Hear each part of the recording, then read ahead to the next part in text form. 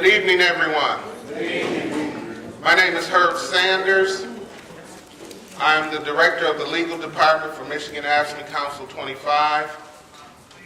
Also, manager of the Sanders Law Firm, which is one of the law firms fighting as it relates to the constitutionality of PA 436.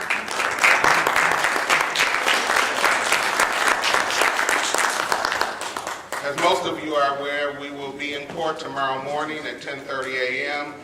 as we engage in oral argument in responding to the state's motion for summary disposition concerning our lawsuit challenging the constitutionality of PA 436. This Democracy Summit is part of a week-long litany of actions to bring attention to the emergency manager law and to educate people as it relates to the law and to, through our panels, come up with solutions as to how we might address the issue of the deprivation of our voting rights and other constitutional deprivations. I think you should be aware as to how this evening will flow. We have 4 panels. The first is the community panel, ministers from around the state. That panel will be moderated by Phillips. All of you should have received a card or cards in case you have questions for the panel. After each panel, there will be an opportunity for public testimony. We'd ask people to line up here and come up to the mic, limit their comments to 1 minute. We will allow 15 minutes between each session for public testimony. At this time, I'd like to just briefly give you some history as it relates to the emergency manager in Michigan. We want to educate people as it relates to the law, as well as provide discussion and dialogue as to how the issues that affect us may be addressed.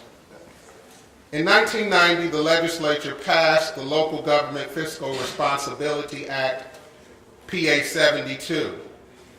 Public Act 72 authorized state officials to intervene when local governments faced a financial emergency.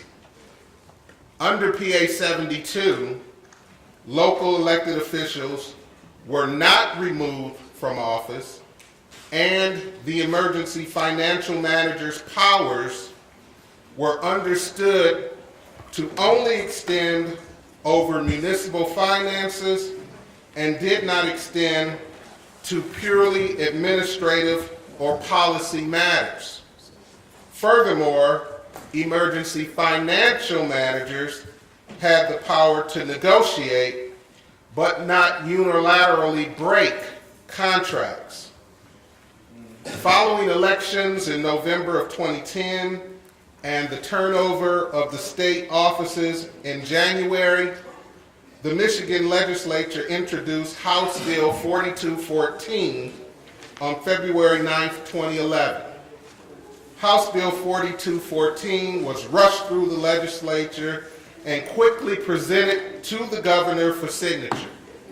Governor Snyder signed the Local Government and School District Fiscal Accountability Act, PA 4, into law on March 16, 2011.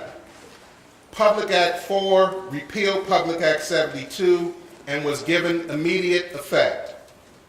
By its terms, Public Act 4 automatically converted all existing emergency financial managers to Public Act 4 emergency managers.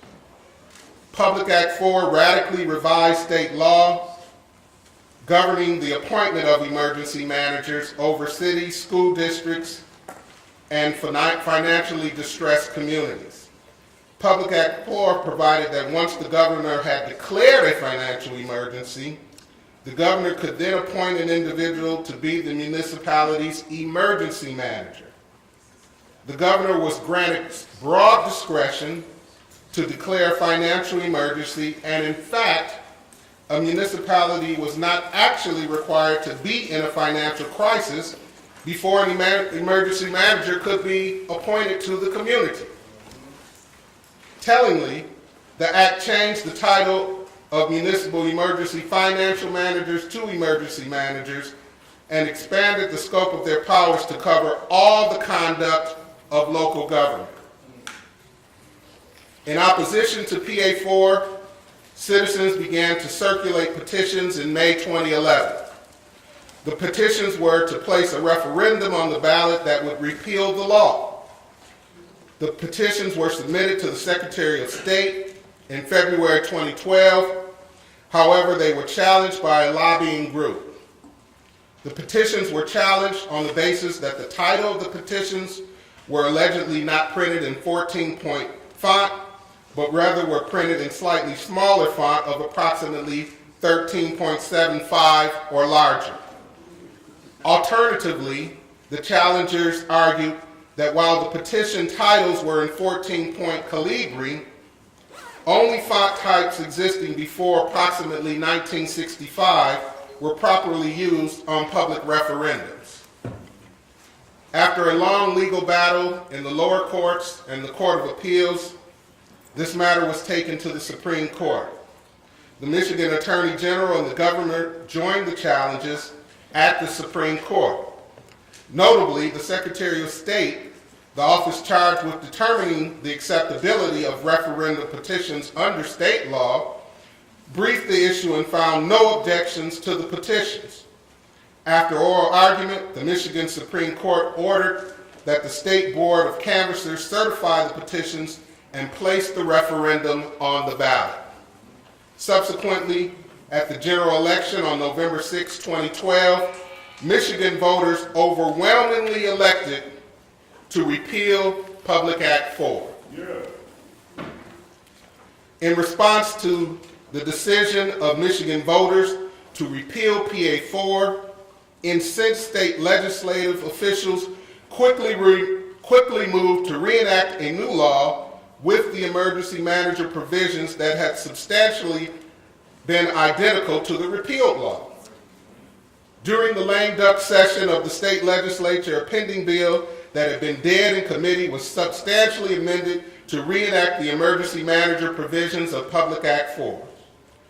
The new bill passed the State House and Senate on December 13, 2012, and was signed into law as the Local Financial Stability and Choice Act, PA 436, on December 26, 2012.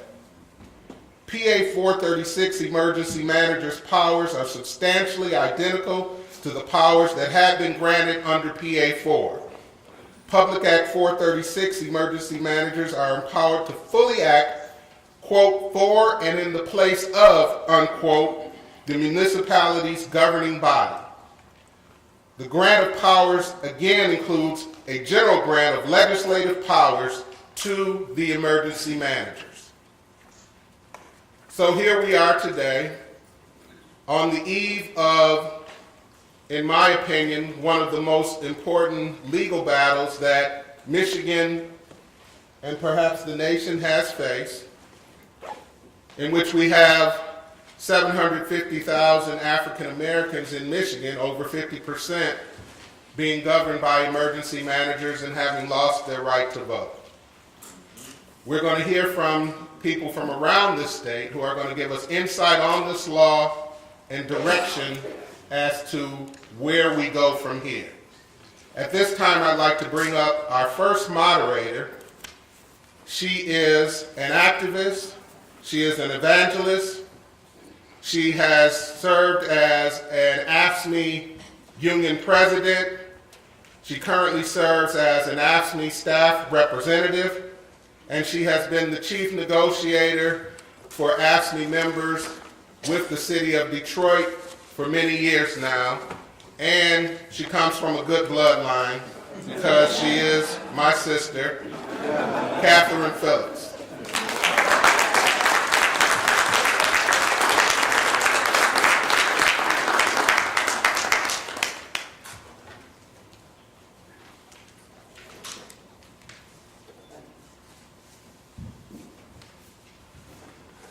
Thank you, little brother. Good evening, everyone. I have the pleasure of introducing to you a panel of anointed ministers and pastors who also happen to be activists. What a concept, huh? So first of all, we have Bishop Bernade L. Jefferson,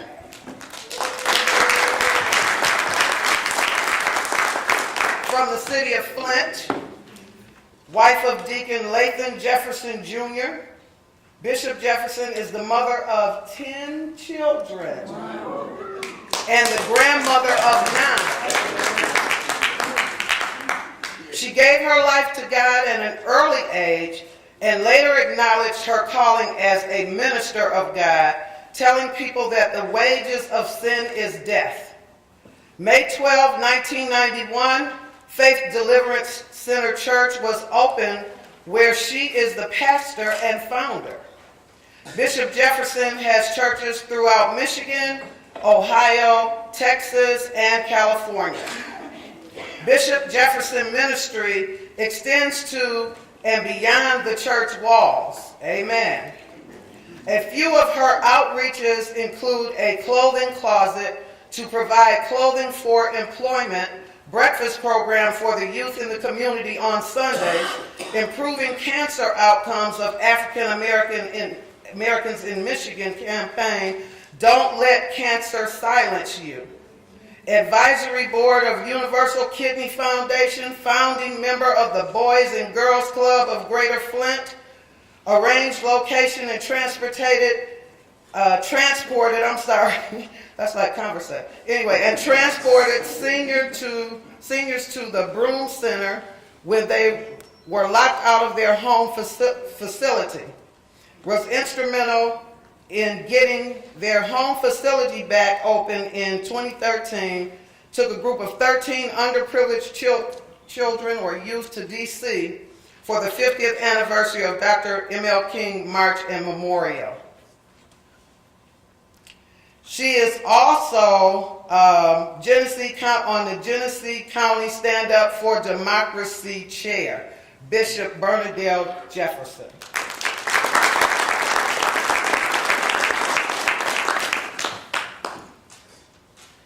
Next, we have Kermit Williams, Reverend Kermit Williams, who is also Pontiac City Council member, District 7. He holds a bachelor's degree in speech, communication, and theater from Siena Heights University, minister at New Mount Moriah International Church, communications chair for Young Democrats of Michigan, and founding member of the PAYD. Reverend Williams.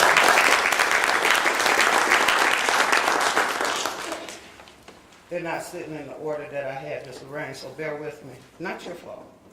Next we have Reverend Bill Wylie-Kellermann. Reverend Kellermann is a United Methodist pastor under appointment of St. Peter since 2006. A nonviolent community activist, teacher, and writer, his ministry extends in a number of directions. A contributing editor to Sojourners magazine, author of Seasons of Faith and Conscience, Reflections of Liturgical Direct Action, and editor of A Keeper of the Word. In Jesus, he bets his life on the gospel of nonviolence, good news to the poor, word made flesh, and freedom from the power of death. Bill is father to 2 amazing young women, Lydia and Lucia.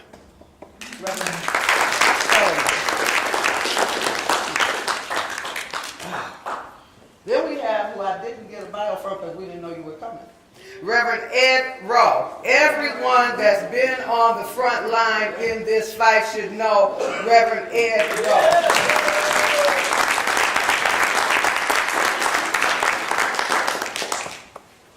Reverend Tellis Chapman.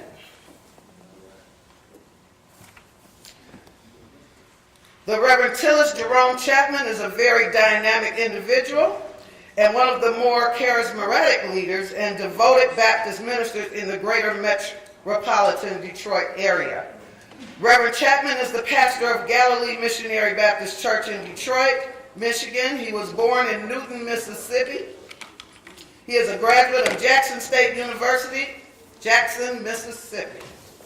Reverend Chapman has been involved in Detroit's growth as it relates to mass transit. He was a board member of the City of Detroit Department of Transportation Commission. In 2007, Pastor Chapman was honored by the Detroit chapter of the Southern Christian Leadership Conference as Pastor of the Year. Dr. Chapman is also a board member of the National Baptist Convention USA Incorporated. Reverend Chapman is married to the former Eunice Newsom and has 4 children, Cecil, Brandy, Candace, and Brandon. Reverend Chapman.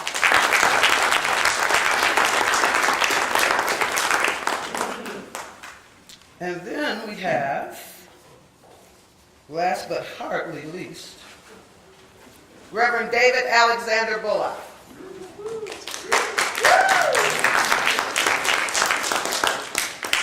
Reverend Bullock is an inspiring and dynamic leader.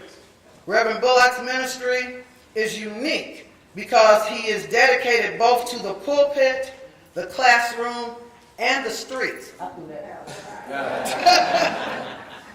A native of Boston, Massachusetts, Reverend Bullock was reared in Detroit, Michigan, in the home of Reverend Dr. Samuel H. Bullock. Reverend Bullock graduated from Morehouse College with a degree in philosophy and a minor in history. You got a lot of stuff here, He served as the assistant pastor of Bethany Baptist Church of Detroit for 5 years, worked in the following other ministries: Morehouse College Chapel, Atlanta, Georgia; Beulah Baptist Church, Atlanta, Georgia; the American Baptist Churches of Southeastern Michigan Office, and Brotherly Love Missionary Baptist Church, Chicago, Illinois. As a preacher of the gospel, Reverend Bullock remains committed to the cause of Christ.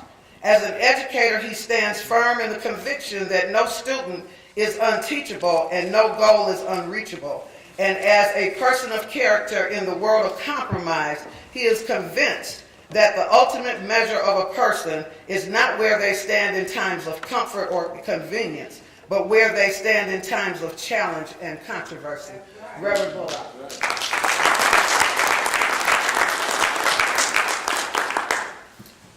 Okay, we're going to start this thing now. I hope nothing falls. Bishop Jefferson. Yes. What have you observed has been the effects of emergency management in the Flint community? My Lord. How long do I have? The emergency management, can I back up to 2002 when Public Act 72 was enforced? And in December of 2002, they closed 3 youth facilities and 2 senior citizen facilities in 2002. So they all closed them, all 5 of them in the inner city. And at that time, they just locked the doors, and when the people went to work, when the seniors went there, they were locked up. And so automatically right then, I jumped on board. And in January of 2003, thanks be unto God, we got the seniors back open. But in the meantime, you heard we had to provide a facility, because seniors, that's their everything. When they go to the senior citizen, that's their family circle. That's where they go for entertainment. That's where they go for their health need. That's where they go for their lunch. Everything was wrapped up in the senior citizen facilities, and at that time they closed them. And so we were instrumental.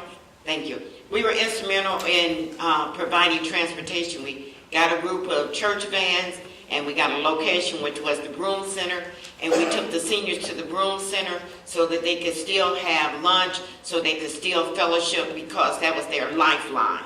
And you have to understand that when you take that away, what do they have left? And so in 2003, January, or the end of January, the 1st of February, went to Lansing to the Lieutenant Governor, demanded that they open it back up. They opened all of the youth facilities and the senior citizens back up in 2003 in January. But until that time, we provided space. And it was because we had the emergency manager, and the emergency manager said that it wasn't enough money for the youth facilities, but they wanted to take the money, like they redirect the money so often, and put it on the golf course. And I said, not so. It wasn't intended for the golf course, and we wasn't going to allow it to go for the golf course. So we got the senior citizens buildings back open and the youth facilities back open. And that's what I found that they're doing with the money nowadays with the emergency manager. When we have one in Flint, Michigan, we've been had one since December 2012. We've had one in place. And one of the main reasons why we have one in Flint, Michigan, is not because we didn't have the money, not because we weren't able to manage our funds, it's because our city council did not stand up and fight for the community. They did not speak out for what was right. Matter of fact, they asked for the emergency manager to come into Flint, Michigan. They asked for it, and they asked for it because they had their hand in his pocket, and they figured, well, we're going to get paid, so it don't make no difference about the people. And they don't care about the people, and that's what happened. They have been bought out, and they've been sold, and they're trying to overtake our city. They're trying to overtake our community. They don't care what they give up for the sake of administration. For administration, they're selling it off for the sake of, and they're trying to make it where we won't be able to bounce back, but they are lie. We shall bounce back. We shall return. We shall take back what's rightfully ours, and that's our city. We fought for it. It belongs to us. It don't belong to them. And those people that we elected to stand up and speak out for us and fight for us, they're not doing it, so we're going to dismantle them, just like they're trying to dismantle our city and fight for what is right, take back what belongs to us. And so we have fought. The vote has turned out. The attitudes of the people are down because they feel like there's no hope. But I am grateful for people like Stand Up for Democracy, the Defense Democracy team, that we're standing up, speaking out hope wherever we can to let them know we are not in a hopeless situation. As long as we got life in our body, we still got hope. As long as we got somebody to stand up and fight, we gonna fight. We're not gonna lay down and just die and let roll over and say take over. And 3 weeks ago, City Council did the same thing. City Council did the same thing.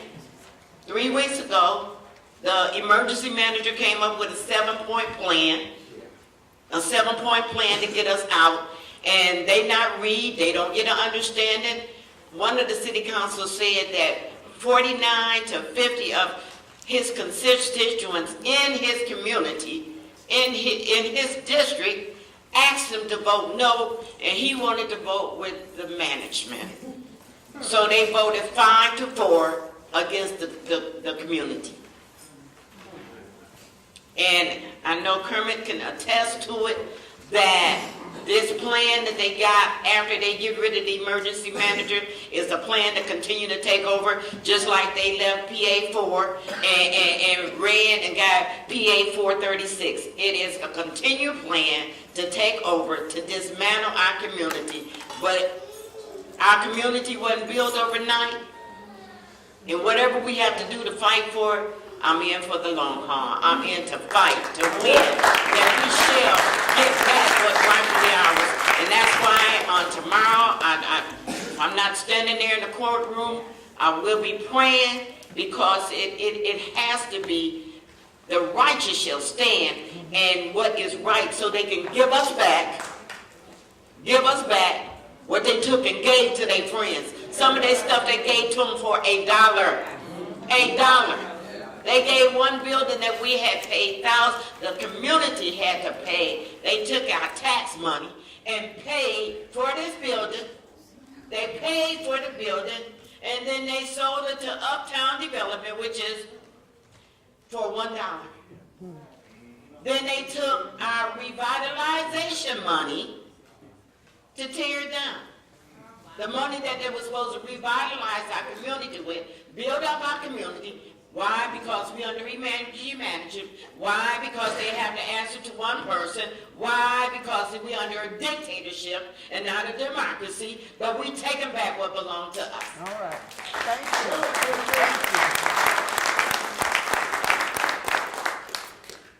you. Reverend Williams, what effect did emergency management have on public assets in Pontiac?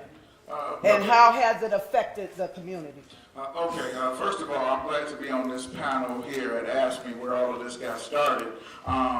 It's good that I'm up here with all of these ministers and elected officials because what they're doing with Public Act 4 and 436 is totally unholy. So I'm glad that I got a lot of praying people up here. First of all, let's go back to the inception. The original incarnation of Public Act 4 had a clause in it, and Councilwoman Watkins can testify to it, that wanted elected officials to be barred from serving in office for 5 years.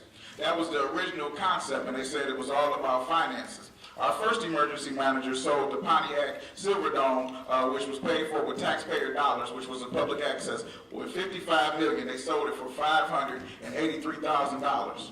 Now, we want to bring it full circle. On Live in the D today, they were selling seats in the Silverdome today. So go home, look at NBC, and you can see that they're selling seats now when the sign on the side of I-75 was already worth $500,000. So he got a $55 million asset for $83,000. Now he's selling the seats on eBay to make more money. That's what emergency management looks like. And first of all, we have to stop calling it emergency management. It's emergency mismanagement. That's what it's done to our communities. So I'm glad that's there. Now, the second emergency manager, because he got fired because he sold the Silverdome for $583,000 and left us with a $6 million deficit. The second emergency manager, because city council people like myself and others were speaking out, sent us certified cease and desist letters to our house personally to tell us to stop speaking out against emergency mismanagement. Okay, then they got rid of our police department. The day I took office, we were already under Public Act 72. It then switched in and morphed into Public Act 4. We had 400 plus city employees. We now have less than 20 city employees, and that's counting the courthouse. Let me say that again. We started off with 400 when I took office. We now have 20. 90% of the city services in the city of Pontiac have been privatized, not to save us money. Now, I'm going to jump around a little bit. Let's go to the third emergency manager. So the first one sold the police department. We went to Oakland County Sheriff. Then the second one, who lives in Waterford, sold our fire department to Waterford's fire department. We had the third-ranked fire department in the state of Michigan. Sold it to a smaller municipality because he lived there. And now they've made $25+ million from the state of Michigan in grants and revenue because they've absorbed our fire department. This is money that could be going to Pontiac. Now, mind you, this is all about finances. So you take a municipality that has the trucks, they lease the trucks, the buildings, and the people all for $1. They gave our fire department, which was 150+ years old, pink slips on Christmas Eve. Talk about a Grinch. Okay, that's what emergency mismanagement looks like. So we're talking about assets. Now let's talk about our water treatment facility. Okay. Our water treatment facility has been estimated to be worth $150 million plus. The emergency manager sold it for $55 million. Hold on, but we didn't even take $55 million in. We only took $45 million in because they said they needed to have $10 million for Oakland County to do deferred maintenance on the system. Now, mind you, with that $45 million, instead of paying our retiree health care, instead of fixing the infrastructure, the potholes or anything, the bondholders got paid first. He paid off bonds that were not due for another 50 years up front, and then did not pay our retiree health care, which is a $6 million hole. Now, Pontiac is the poster child for how emergency management is supposed to work, because now they say that we're in the black instead of the red, right? But the emergency management got a permission from the state not to pay our retiree health care. They're in court right now in Ohio about it. So that $6 million that they're owed, he just did not pay for 2 years. Now we got a new mayor, okay, we got some new council people, and in the 2016 budget, that $12 million plus the $6 million that's owed that year is going to come back on the books. And so then we'll be back in emergency management or some cycle, some repetition of it, because regular people cannot not pay the debts to retiree health care. Now, mind you, I want to print out these articles for you, but I was locked out of City Hall this Sunday because the key that we have to get from the sheriff's station now does not work because they deactivated all the city council key cards. But I want to stay on the question. The question was about assets, so I don't want to tell you about the background. I just want to talk about assets. Okay, so the next thing was we had a community center by the name of Hayes Jones, right? The new law 436 comes into play, and so anything over $50,000 has to go before the city council and then goes to this tab board, right? Okay, they sold it for $49,900. Let me say that again. They sold it for $49,900, so it would not reach that echelon of $50,000 to go before the people, so it can be televised, so the people will know what's happening to their assets. So they turned the community building into a private tennis club. Well, let me say that again. A private tennis club. And the mayor at the time, which was a paid consultant for the emergency manager, was driving this man around the city. Now, needless to say, the people defeated him, and we got a new mayor. He lost by, about 50% of the vote. But at the time, those assets were sold. Now, something simple. You guys have just raised your parking meters down here in Detroit to $45, which I don't know how you do that. But anyway, the emergency manager at the time told us that parking meters didn't work. So they sold all of our parking meters and then traded them to our downtown development, our downtown business association. So now business people downtown who lease buildings, who own buildings downtown, will control the cash revenue from our parking meters. Now this one gets better. And I know you guys remember the guy by the name of L. Brooks Patterson, right? The third emergency manager, one of the last actions he did 8 days before he left office was to sell a big parking lot downtown called Lot 9. The person he sold it to was the son-in-law of Mr. Patterson. In that clause, it has a non-compete clause, and we have a big building called the Pontiac Phoenix Center. I don't know if anybody has went down, but it's sort of like Howard Plaza, only it's a parking structure and it's got entertainment, which we've just paid the county $20 million in bonds back with some of that $55 million I talked about earlier, okay? So after they paid the county back, he sold the lot to Brooks's family member with the non-compete, and then they want to use $3 million of capital improvement money, which $1 million they've already used in lawsuits to tear the Phoenix Center down. So once we tear down this Phoenix Center, the only parking that will be downtown to the public will be this Lot 9. So this building that they bought at a closed auction, and then they gave it to the third bidder. This guy wasn't even the highest bidder, but they found a way to get it to the third bidder. They gave it to the third bidder, and then they ended up selling it there. So what I'm saying to you is emergency mismanagement pays for friends and family and all of these things, and they call it making sure you're financially feasible. The last thing that I want to say before I turn over to this illustrious panel is this is an exercise in determining if people without financial strength deserve to have democracy. Right. The one last thing I want to say is during one of our elections, I think it was the 2010 election, they fired our city clerk and replaced it with the assistant from the emergency manager. Let me say that again. They fired a city clerk and replaced it with the assistant to the emergency manager. So he determined who won that year or who didn't and how the votes got cast. Last thing I want to say, please take out an ink pen right now because you guys need to look at what's going to be for your future. In Pontiac, on our website, on the emergency manager orders, we have something called S334. Now that the emergency manager, Lou Schimmel, has left, he's now on the Transition Advisory Board. He's the vice president. He appointed his assistant, who used to be that clerk for that small period of time, to govern the city. And it's a list, it's about a 20-page document that says what the city council and the mayor shall not do, but the city administrator shall do. And so he has more power than the emergency manager. So everybody thinks that, well, Kevin Orr is going to leave, the emergency manager in Flint is going to leave.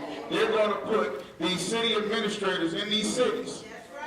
And they have more power with no timeline. There's no timeline for the city administrator to be gone. They have things in the clause that says if the city council tries to get a legal person in, they're in violation and they have to consult with the city administrator. Our duly elected mayor cannot have any control over day-to-day operations unless approved by the city administrator. These are things that people just think are unconstitutional, and so I'm glad it's going to court. But people need to realize that they're finding ways around, and it's not about the money.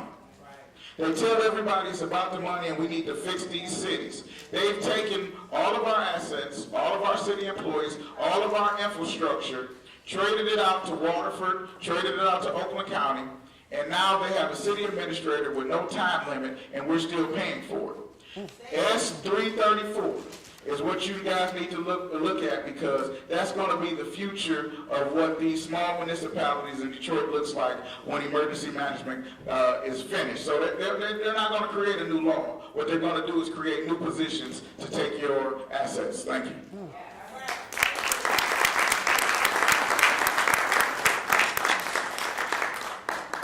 Thank you. Reverend Kellerman, since you're out there, we've all seen you out there. We saw you get arrested, too. You're out there fighting and standing for the people who can't stand and fight for themselves. But there are a lot of people who want to fight. They want to stand against emergency management. So what would you suggest that they do to stand up against this dictator law? Let me start, if I may, by bringing greetings from one of the members of our panel who's not here today because he's under house arrest in Benton Harbor, and that's Edward Pinkney. I spoke to him a couple of days ago. He's charged with another voter fraud. This is the second time he's been charged with this in a recall campaign. The first time it was for supposedly handling fewer ballots than made a difference in the election.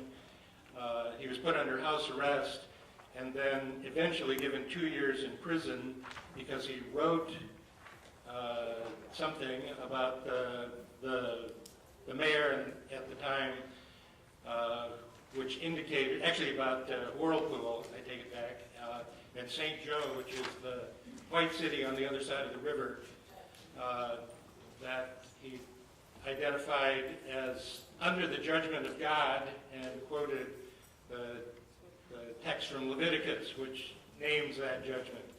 And just for quoting the book of Leviticus, he got 2 years in state prison. He's back in under house arrest now, and again, this is for collecting signatures on a petition.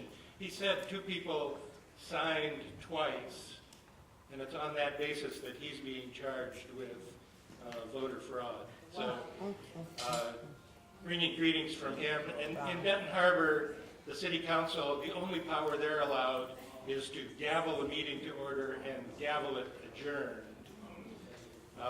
And the other fight that has been certainly hastened by emergency manager, the community had a piece of land along the waterfront given in perpetuity for a park, Jean Clark Park, which was handed over to a development corporation to build a golf course. We have sports issues here as well. And the entire waterfront, river and lakefront now is handed over to condominium development in Benton Harbor. So greetings from him.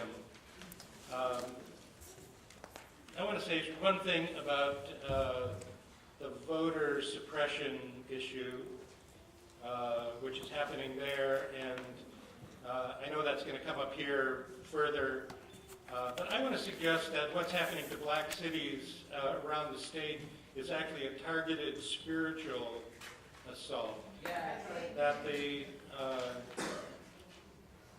to disempower people at the ballot box, to say it doesn't make any difference if you petition, it doesn't make any difference if you defeat a ballot measure, it doesn't make any difference who you elect, is to spiritually, with the power of despair, suppress the vote in black cities all over the state, where people are saying, why vote, right? And I think we need to understand that's only one dimension of it, but it is a dimension. I'm so glad to be here with AFSCME folks, with Catherine and Herb, who, and I'm going to go to your question here, and I'll try to be quick. The slowdowns, expressway slowdowns that began the resistance to emergency management really came out of this union. And there were a whole group of us that followed along and implemented them again and again. I think that sort of act of resistance is exactly what's needed. That's right. You referenced the day of the Jones Day contract last year, also the 50th anniversary of Martin Luther King's letter from a Birmingham jail. The Honorable Lena Herbert and I were arrested at City Council for singing "We Shall Not Be Moved," along with the whole crowd of other people, and witnessed by the Honorable Joanne Watson, who stayed with us for that hour and a half of shutting down the council prior to that vote. Again, those are the kinds of things I think we need more of. Yep. And one place we can be looking in this is to our friends in North Carolina. The campaign that began just with a handful of people going to the State House on a Monday morning and going into the State House and being arrested, issued in what's become a weekly Moral Mondays direct action event. 80,000 people in front of the state capitol, and an ongoing Freedom Summer campaign in North Carolina this summer, where our college students are being trained in nonviolent direct action. Nelson Johnson from Greensboro is going to be here on May the 18th. We want to invite people into a conversation with him. I take it back. Well, he's here on the 18th to speak at the MCHR dinner, but we're going to have a conversation Monday evening specifically about organizing for resistance. May Day of this week, under the banner of shut down Detroit, no business as usual. I want to extend an invitation that if anyone here would like to get in the way and maybe risk arrest, maybe not get arrested, but be willing to take that risk, talk to me, and we'll talk about time and place. Thank you, Reverend Kellerman. Reverend Rowe. Reverend Rowe's church is located in the heart of this city, kind of right next to Mike Illich's kingdom. What has been the effects of emergency management in the community from which your church is sitting? Well, first, I'm glad that somebody finally arrested Bill for his singing.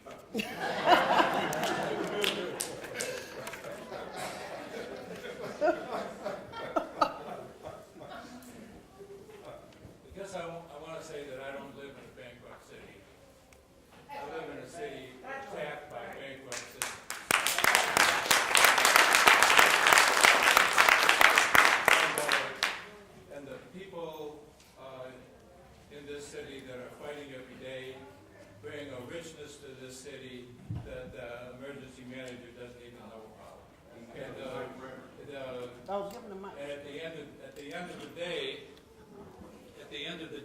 people who are really rehabbing the city are the people who don't have billions of dollars, but are working from rehabbing houses to rehabbing gardens to standing in the street, who are protesting banks that tried to destroy our neighborhood and now want our pensions in return. And I think that the other thing I need to say is that this is a shame that there aren't, if Maureen Taylor was here, she'd talk about the 4,017 or whatever it is churches in the city of Detroit, and we need to call them out. That's right. And I guess Reverend Jackson told me something I guess I need to think a little bit about, because he said, when you say to people you shouldn't be putting money in an offering plate for people who aren't standing with you, we've got to figure out a way to help clergy feel more welcome than attacked. So perhaps what we ought to be doing is meeting with each one of our brothers and sisters and telling them how important their spiritual force is to a community that's feeling under occupation. That's right. Yes. And the energy that it sucks out of people when they go through the referendum that some of us went through, and then see all of that turned down, and even a Republican Supreme Court judge putting her career on the line to get it on the ballot, and having 250,000 people vote for it and having that turned down, and then try to tell people that they ought to vote when they feel like the vote means nothing because it's been stolen by bankrupt systems that have power to undo anything they do. So the power that comes out of the pulpit and out of the mosque and out of the synagogue and out of the Baha'u'llah temple and wherever it is people of faith gather has to help us refeel our hearts and believe that we do have power, and that power isn't just about money. I was fighting in Pontiac long before emergency managers were emergency dictators were even talked about. We were fighting for a hospital that turned private that was supposed to be for poor people. And this is an issue of white racism. It is, and we need to say that. Allen Park begged for an emergency manager and didn't get one for years, and now 50-some% of African Americans in the state are under this occupation, and it is not just about money, it is about race.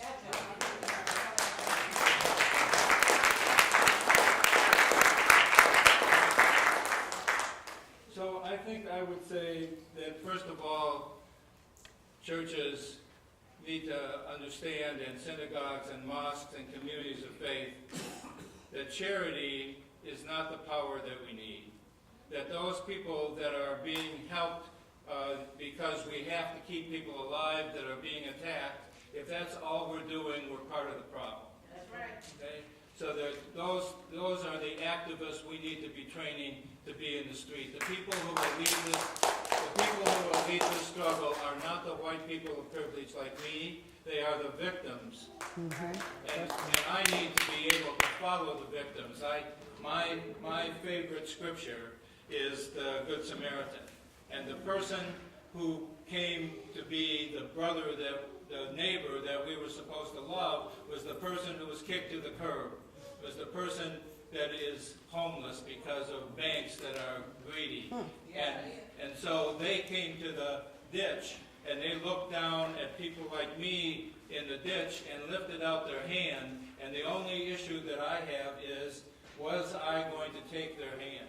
So I'm standing up here, but there's people there and people in the street who ought to be here. Because the way we're going to get out of this is a city that's rich with people who intend to fight, who are not the people with money, who are not the people with political power, but they're the people who are going to fight when in fact we need to bring our clergy into this fight in a way that they're not here. They're not here. So when we go to Reverend so-and-so in your church, we should be going with you. Yes. You're the one putting money in that place. You're the one saying amen when they preach. But how does that gospel have anything to do with somebody who's lost their house? That's right. Okay. Amen. How does that gospel have anything to do with people who are now losing their pensions? Mm-hmm. And 4.5% is an absolute lie. That's right. You know, I talked to a brother today who's saying, well, I have an annuity, and that annuity is going to be tapped. I put that money away so I could survive in retirement. And now, you see, the thing you don't hear on the news is they're going to take that money out of my annuity, and the way they're going to do it is take $1,200 a month out of my pension. I get $1,600. Okay, so the lies that were being told by the people in the occupation, the people who ought to be standing in front of them are people from clergy to imams to rabbis, saying this is not just immoral, this is a violation of everything the faith stands for. That's right. So, it's cool that people are standing up and saying, I'm an activist because I have a soup kitchen. I want to tell you that charity is not going to get us out of this. The people who are in that soup kitchen are going to get us out of That's this right. if we That's will right. empower them. That's right. And the power of the Spirit is supposed to be what we have to say to people that you have the power of the Spirit. right. You are not powerless. And the occupation has made people feel powerless. And so I would say, because that's who's up here, it is time for us to challenge our religious leaders to step up, to be in the street, and to do what God called them to do from the beginning. All right.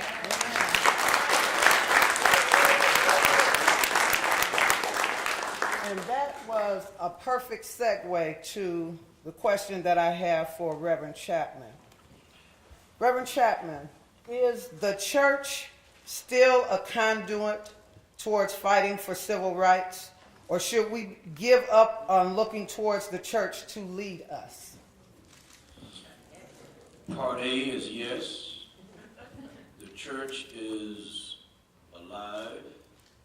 The church is the entity in the world which God has established to bring his kingdom to the kingdoms that be, that his influence would avail all other kingdoms, including the one in Lansing. All right. Part B to your question is no, we should not relinquish our authority or our responsibility or delegate it, but to share it. That's right. With union, with mosque, with our Arab brothers, with our Catholic family, with labor, and with all of these entities working together, we fulfill our mandate. Otherwise, we have discarded our mandate. An elephant on a safari was crossing a plank bridge. A gnat in flight wanted to get to the other side, but couldn't make the journey on his own. So the gnat flew in the elephant's ear. The elephant staggered, but made it to the other side. So when they got to the other side, the gnat says, we shook that thing, didn't we? The point is, it does not matter how small an individual is, how small a segment of society is, how small an enclave, and let me say thank you to Attorney Sanders and to Al Garrett, to you, Ms. Phillips, and other representatives here who have walked this walk, been in the trenches, Joanne Watson, amen, and others who will be on this, joining this panel and this discussion, Pastors Bullock and Rowe. What you are hearing from this panel is that we lack practical theology. We have vesture, we're in our robes with our doctor's bars, we get our microphones, we rub people with oil, we blow our breath in their faces, we knock them out at the altar, wake them up and say God is doing a new thing, and the community is dying. Light is all over our neighborhood, pensions are being taken, assets are being taken out of our city, and all we want to do is hoop and holler, go home, eat our sedative, get in our lazy chair, and take a nap, get up and do it all over again.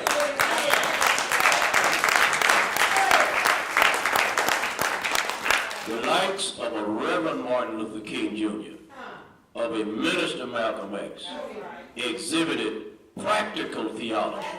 They didn't just talk it or sing it. They got in the streets, boots on the ground, and they demonstrated it.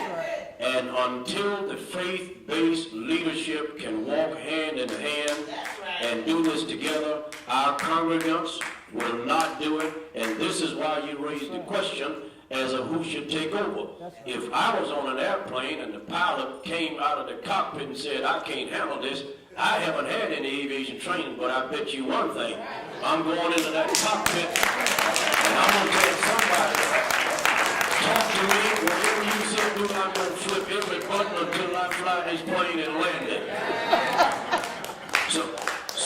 So the church's role is to continue to carry out the mandate, and that is to make the kingdoms of this world the kingdoms of our Lord, and it will only be done through unification, defeating segregation. We saw a quintessential case, a perfect paradigm, and an excellent example of unity today after Donald Sterling, who exhibited his disposition that he has had since whenever, as of his dislike for people of color, but who has gotten filthy rich off of people of color, and who is dating a person of color while he's making the statement. But you had white ball players, black ball players, coaches, union, and the commissioner, who is white, came together today to make a statement to say to all of these Donald Sterlings of society, you have a problem with love, but you demonstrated obedience to public law, meaning that he only sat next to black people, ate with black people because the law dictated his public behavior, but it didn't do anything for his private feelings. And the only thing that can help us with our private feelings, which will affect our public behavior, is for us to come together, teach about love, indulge practical theology, and demonstrate the fact that it does not matter how powerful Pilate, Herod, Caesar, England, Snyder, the emergency financial manager, or whomever else it is who may be in power, when you have this person, that person, you, me, black, white, woman, women, men, plus God, we can defeat any public act, we can defeat, and by the way, where is the leader of the Democratic Party today? If we want to have a real fight for democracy, it will take every entity. We must show up the coward preachers in the city. We must show up the coward pastors who have no political courage whatsoever. And while we're protesting the federal courthouse, Dr. Bullock, Dr. Rowe, while we're protesting city council, while we're protesting the federal court, we need to protest some of the churches of these lawmakers and walk around the churches where these people go to church and make their pastors talk to them in public. All right, guys.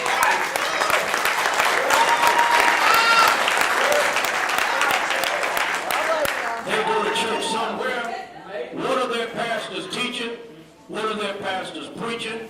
And I promise you, with a few boots on the ground, encircling Saint wherever, and march what number, whatever, of their pastors who have no political courage and these people who occupy offices, who attend these churches, why don't we protest the churches? All right.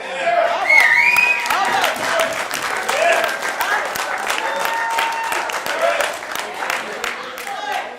The most segregated moment in America is at 11 o'clock on Sunday morning.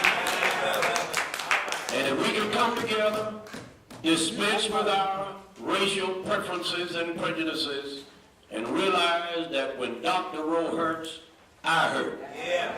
When I hurt, he hurts, because we're all in this fight together. And I trust that after this summit, that we will not come together to hear about our issues, Councilwoman Watson, but to say, here is our strategy. What are our marginal orders? I think we need to regionalize certain segments of the state, certain segments of the county, certain segments of the city, and have meetings on a regular basis relative to our strategy, give ourselves some deadlines as of when we are to accomplish whatever mission there is that is on our plate, and see it through to its end. And I promise you, it does not matter how many secret lame duck sessions there are, when you let these people know that you are organized, you can shut down a bus system, you can shut down any other segment of government that takes over your democracy. Together, flowers make bouquets. Together, trees make forests. Together, letters make words. Together, soldiers make armies. Together, birds make flocks. Together, cows make herds. Together, we can make a mighty army. Turn this whole thing around. If I can wake the other 75% of the people who don't go to the polls and vote, we can cross this bridge and shake this thing.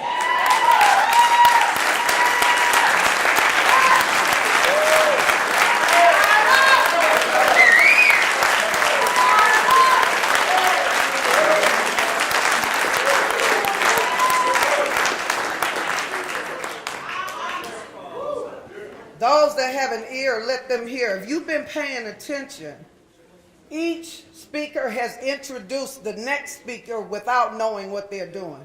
God is moving in this place. Because if you paid attention to what Reverend Tellis Chapman just said, listen to this question I have for Reverend Bullock. And Herb says, pass in the cards. If you have questions for this panel, please pass your cards up front. Or give them the hand. Thank you. Reverend Bullock. Donald Sterling, Clippers owner, recently made racist comments which sent America in an uproar. We've been fighting emergency management for several years and can't get any national or local coverage. Why is that?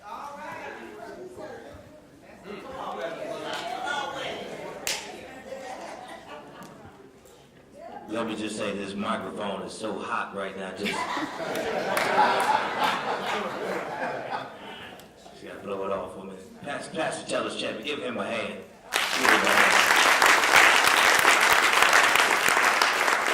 Reverend Rowe, Reverend Bill Wylie-Kellermann, Reverend Kermit Williams, the great Bishop Bernade Jefferson. Give them all a hand. Give them all a hand.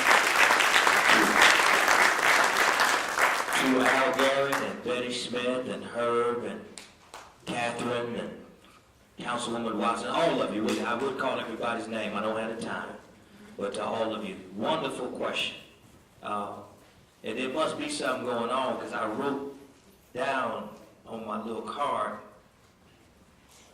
Mr. Sterling. All right. You say the nation is in an uproar over the audio tape of Clippers owner Donald Sterling telling his Mexican and black girlfriend, I don't care what you do with black men in private, just don't do it in public. Don't do it on Instagram. Don't bring it to my games. Magic Johnson's in a rage. Shaquille O'Neal in a rage. Jesse Jackson in a rage. Al Sharpton in a rage. Black America in a rage. NBA in a rage. White America upset. Jewish America upset. Everybody mad at Donald Sterling. History of being a racist. History of telling people in his housing development, don't rent the housing units to blacks, but rent them to Asians. So he has a history of pathology. In his comments, he said there's a culture. You may not understand. You must be stupid. But I'm a part of a culture. So you have to understand that you have to adjust to the culture that I'm a part of, the elite, rich, corporate culture. So this has made national news. Now at the same time, we've been fighting against emergency management in Detroit, Benton Harbor, Flint, Saginaw, across the state of Michigan. Very, very limited national media. Rachel Maddow was with us for a moment. Right? Somehow MSNBC's advertisers had moved her on to other matters. So you were asked the question, how come we can't get the national media breakthrough? I respond by saying a couple things. Number one, you have to understand that one of the limitations of the civil rights movement was that it opened up the door for elite African Americans and elite minorities who are able to take advantage of opportunities by way of affirmative action that has been rolled back and other opportunities. But when elites went through the door, they didn't look back to see if the door was still open. And so when Magic Johnson gets offended, you have to understand who Magic Johnson is economically. When Magic gets mad economically, Magic is a part of the very corporate structure that oppresses masses of people. You may not want to admit that. You may not understand that. But inasmuch as he is a part of the elite hierarchy of not only the NBA, but corporate elites in America, then his anger is not Ray Ray's anger. His offense is not Leroy's offense. Shaquanda was not called a negress. Magic was. And so because Magic is an upper class African American, he is connected to a corporate structure that is hampered by the racism of Donald Sterling. And so when you look at what they asked for, when you look at what the resolution to the matter was, they didn't say make the Clippers organization lower ticket prices so that ordinary folks can go to the playoffs. They didn't say make the Clippers give back to the community in a way that would level the economic and educational playing field of the community in LA. They say remove Donald Sterling so that somebody else can buy the team. Now last time I checked, ain't nobody in this room that can afford a basketball team. What am I trying to say so that you don't miss my point? My point is this. Emergency management does not affect elite economic interests of minorities. Right. Which means Magic Johnson and Joe Lowry can make money in Detroit under Kevin or Dave Bing. Y'all didn't catch that. That's right. That's right. And so if elite minorities can still make money under emergency management, then whose interest is valuable enough to generate national media? Yours? Mine? The community? And so what emergency management has shown us in Detroit is that the African American community is not homogenized like milk. You got rich blacks and you got poor blacks. And when poor blacks are disenfranchised, you don't get national media. Only time poor folk get national media is when they tear something up or shut something down. Which is why the next level of our protest has to be shut down, social disruption, shut up, turn out, kick out, lock out.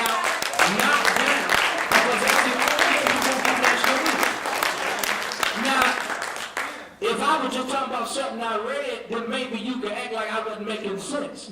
But we got national media when we went to Governor Snyder's house. And there were elite African-American businessmen and women and political types who said we should not go. But we went anyway. And we got national press for going. When we shut down I-75 on opening day, we got national media. Because the only way regular folks gonna get national media is if they disrupt something. We had to learn the lesson Rosa Parks was trying to teach us. She said, if you want to change the world, you got to break the law. Okay, y'all didn't get that. Fannie Lou Hamer taught us the same lesson. The Mississippi Freedom Democratic Party did not do what it did with Dr. King's blessing. Dr. King called Fannie Lou Hamer and told her cease and desist. She said, Dr. King, you wasn't the one that was raped in prison. I ain't stopping nothing. So when we have leaders who are more tied to their economic individual advancement than to a community vision of empowerment, both economic, educational, social, cultural, and political, then we begin to see how complex our fight for freedom in Detroit is. Because the question now then is this. You raised a question about national media.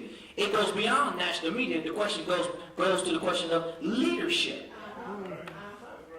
If, in fact, those who are the leaders can make money under any governmental arrangement, I'm in Ask Me Local 25. I might not get invited back. I'm going to say it anyway. If top labor leaders' salaries are not affected despite the political arrangement, if key political leaders can simply be quiet and keep their paycheck and pension while city workers are losing theirs, then the real question is, where is the leadership going to come from to generate the movement that's going to get the national attention?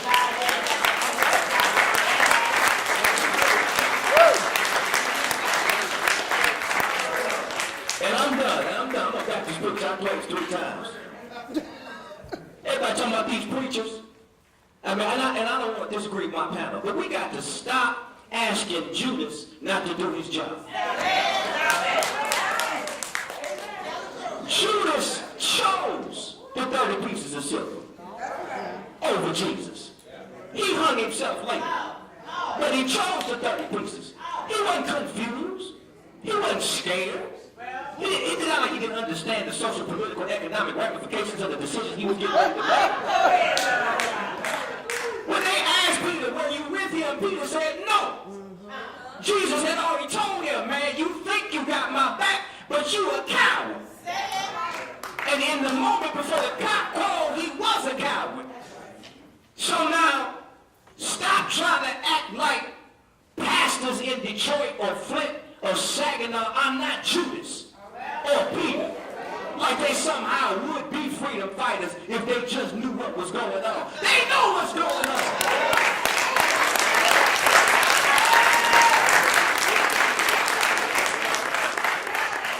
You don't call Judas out, you block Judas out.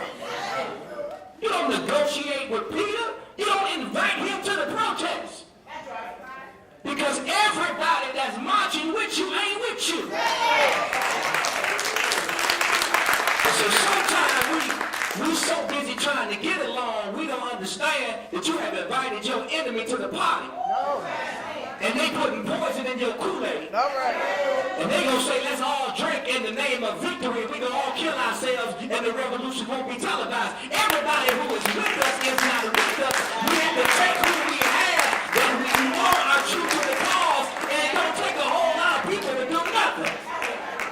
You just gotta have the right people.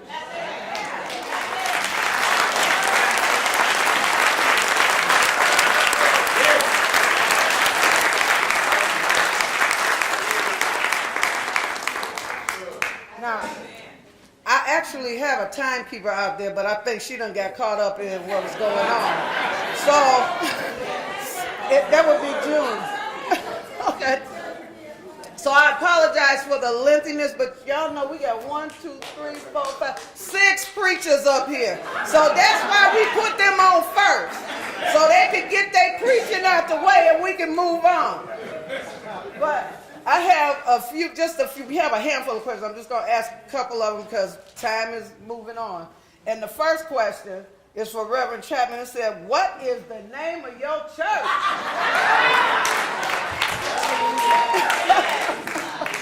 Galilee Baptist Church, 5251 East Outer Drive, Detroit, Michigan.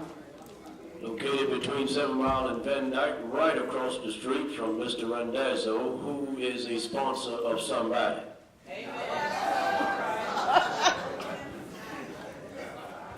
In the house, we have a card from Councilman Rodney Patrick from Highland Park. Stand up, Mr. Patrick. And he says this: Highland Park is ground zero for emergency management.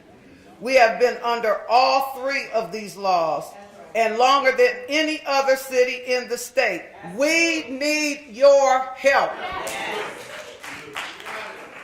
That was a comment to you and a plea to everyone in the room. I do believe we need your help. We need your help. We please need you to come out and help us. So are we here for Highland Park?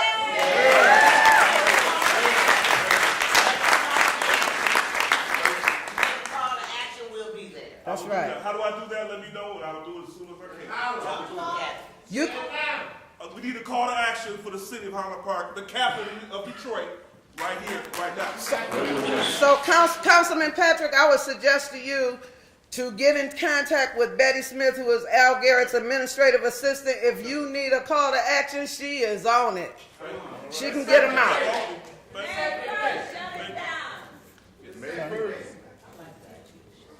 Okay. Some of y'all write bad as me. I'm going to try this stuff. This is from Apostle Linda. Right there. Okay. Why is it that the plan is to chop the city of Detroit up like a block of welfare cheese and give the cut up parts to the wealthy of a few people's choice? Why?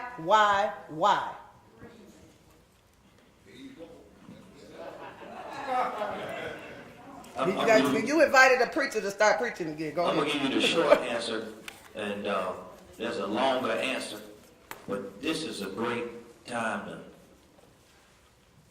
Yes. This article in the Metro Times should be required reading for everybody in this room and everybody who wants to be active in this. And I'll provide it when I got 2,000 at my house. Wonderful. We'll get you some.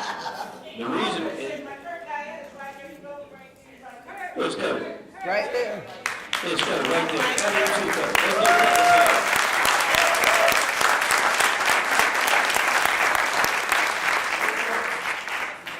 Part of why Detroit is so important, and Highland Park as well, Benton Harbor, and Flint, and all of the cities of Michigan, so important for 2 key reasons. Number one, with the move of manufacturing out of Michigan, and when you move capital overseas, jobs go overseas, you erode the tax base, right? Then the question becomes, where are we going to get our money from? Okay? Where are we going to get our dollars from? Now, what I think a lot of folks don't understand is a lot of money flows through government. Right? So you might reason that if we can find a way to take public dollars, right, and give them to private corporations, right, then we create a revenue stream for firms by way of public dollars.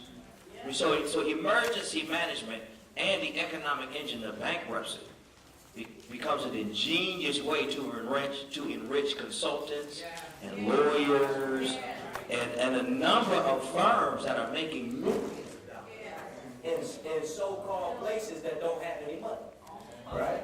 That's right. So this is really about a transfer of wealth. That's right. Right? This is really about transfer of wealth. That's first thing. The second reason you say from rich to poor, the second piece of this is that when Benton Harbor had the riot in 2003, if you look at Governor Granholm's response to Benton Harbor after the riot, what you'll see is that there were millions of dollars, state and federal dollars, that were sent to Benton Harbor that was supposed to be a part of the revitalization of Benton Harbor. The Republican urban revitalization strategy is to, instead of developing a robust plan for recovery by way of resources and dollars and master plans and transportation and all the things that we know we need, right? The Republican version of dealing with the urban crisis is sending in an emergency manager with no resources, right? With no plan except to chop, to cut, to cap, right? And then in the name of financial management, transfer what is public asset into private hands, right? And so you see two things happening. You see one, a transfer of wealth. You see an enrichment of private firms by way of public dollars. But you also see an ideological approach that says if there's a crisis in an urban area that doesn't have a tax base, we shouldn't send resources there. What we should do is strip whatever resources remain there, right, and enrich private firms who then can move anywhere throughout the world, right? So this is like a test case. If this thing works in Michigan, right, it's coming to a state near you very soon. Thank you. Thank you to our distinguished panel on community, and we're going to move into education panel, and Herb will be the moderator for that.